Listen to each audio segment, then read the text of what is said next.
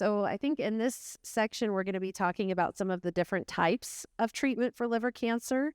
So that will encompass surgery, which I'll be speaking about, local regional therapies, which is a long word for basically liver-directed therapies, where we're burning tumors or embolizing tumors, and then systemic therapies, which Dr. Shea will be talking about at the end, which treat the whole body. So the first focus will be on surgery and liver cancer, what patients should know. So why does surgery matter? Well, surgery can cure, and I have it underlined, bolded, can cure liver cancer.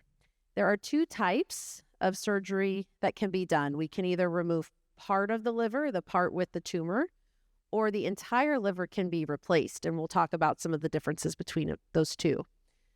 Ultimately, we have the best chance of removing the tumor when it's found early. The patient is going to be the best candidate for surgery, whether it's resection, cutting the tumor out, or transplant. If we find it early, the tumor is small, someone has just one tumor. So that's just something to keep in mind.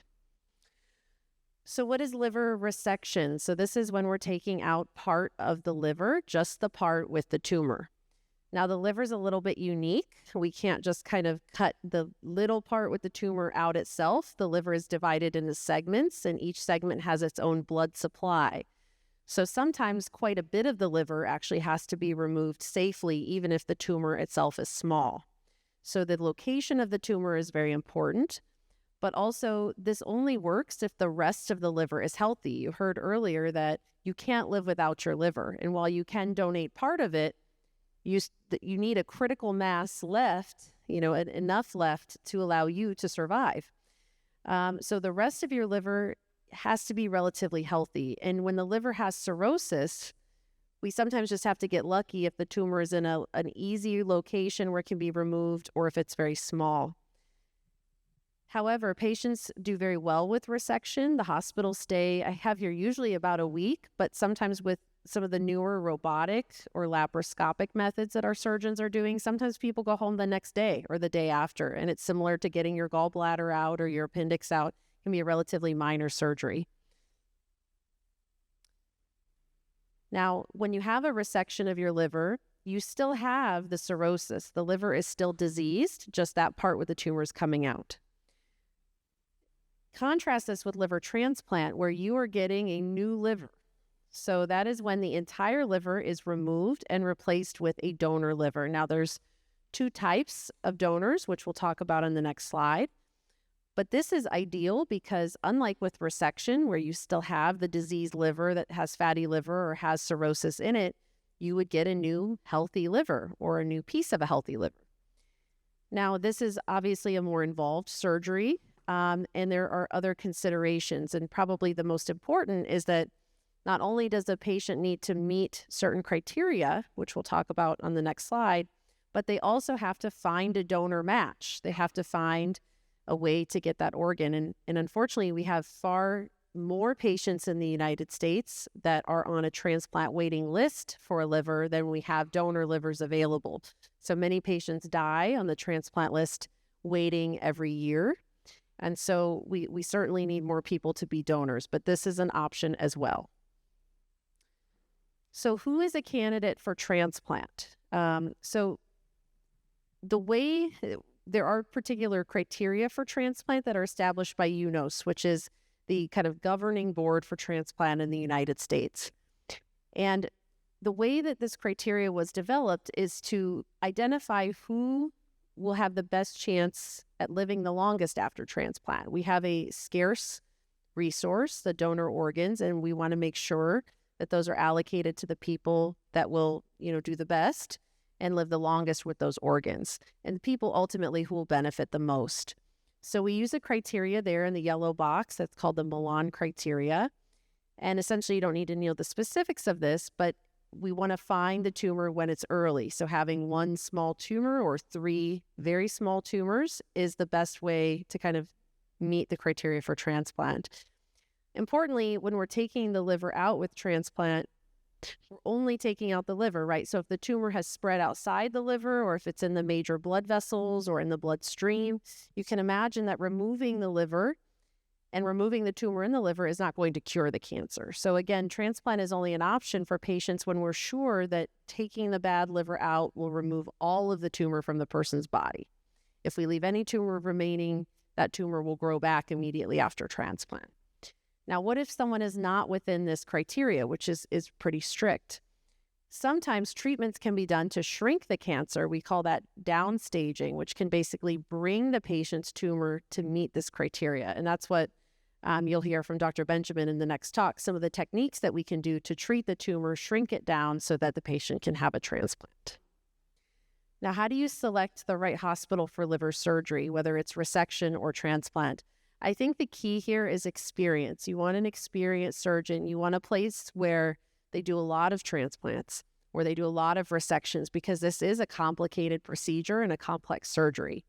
You want to ask, does that center have multidisciplinary teams? And they'll usually have this on their website where you'll see the photos of the doctors, each of their specialties. But you would like a place that has liver doctors like ourselves, surgeons, interventional radiologists like Dr. Benjamin, but also nutrition, social workers, and many large hospitals that have a cancer center will have these multidisciplinary teams that can take care of the entire patient at kind of every stage along their journey. You also want to consider, of course, the location of the hospital. Can you travel there? Do you have family caregivers that can help support you, before and after a transplant or before and after surgery? And then, of course, insurance coverage and financial support services are important as well. So what does the transplant evaluation involve? So say that you go to the transplant center, you have liver cancer, your loved one has liver cancer. What will we do once you get there? Well, you'll have basically a head-to-toe examination to see, are you healthy enough to undergo the transplant? So that usually consists of blood tests, CT scan or MRI, having exams of your heart, making sure your heart is strong enough to make it through a surgery, lung exams, meeting with all of the specialists. We'll review your medical history, your medicines, your lifestyle, make sure that you have a support person, particularly with transplant, because you'll need some specialized care after the surgery. And then the goal of all of this is to really make sure that the surgery is safe for you, that we think the surgery will be effective, that we think we can get the entire tumor out with the surgery, and that it's the right choice for you ultimately.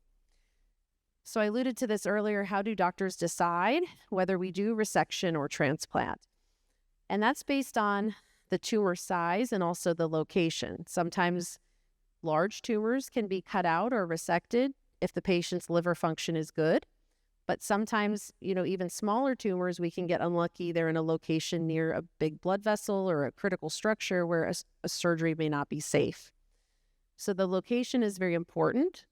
Also, the liver function, how strong is the rest of your liver? The liver does regenerate and grow, but that doesn't happen overnight. That can take weeks to months. And so we need to give your liver time to be able to regenerate. And then finally, this is, a decision that's best made by a team of specialists like you have here today, so we can make sure we're selecting the best treatment for you and for your tumor or your loved one's tumor. So I think what patients can expect is, either surgery or transplant, both can be life-saving. I think both have similar risks in that anytime we do any procedure, there's a risk of bleeding, there's a risk from the anesthesia itself. The tumors can recur with both, although we do see less recurrence with transplant because, again, you're getting a new healthy liver and you don't have that diseased liver that's still inside of you. But then there's also with transplant, there's waiting for a donor, and that can sometimes take months to years depending on where the person is in the waiting list. But I think it's important to point out that while the thought of having a liver surgery is no small thing, many of our patients live long, normal, healthy lives after surgery. And that is ultimately our goal, is to get people back to functioning to the point where you would see someone on a street and you would never know that they had a liver transplant. So what are the take-home messages? Surgery and transplant are the best chance for cure. I think it's important, if your loved one is diagnosed with liver cancer, or any cancer for that matter, to ask, am I a candidate? Advocate for yourself, take notes, seek a second opinion if needed. And then ultimately, as Dr. Singhal mentioned earlier, early detection makes surgery possible. we have the best chance of getting you either a resection or a transplant if the tumor is found early. So again, that underscores the need for the surveillance and screening with ultrasound. Thank you very much for listening.